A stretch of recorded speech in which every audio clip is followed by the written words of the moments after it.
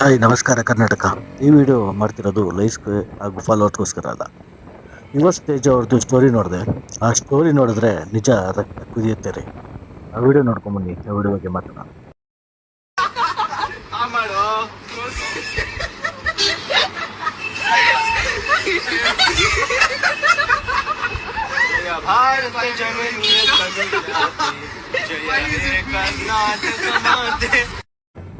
ನೋಡಿದ್ರಲ್ಲ ಫ್ರೆಂಡ್ಸ್, ಆ ವಿಡಿಯೋ ನೋಡ್ತಿದ್ರಿ ಯಾರಿಗೆ ವಿಷ್ಣು ದಾದಾಗೆ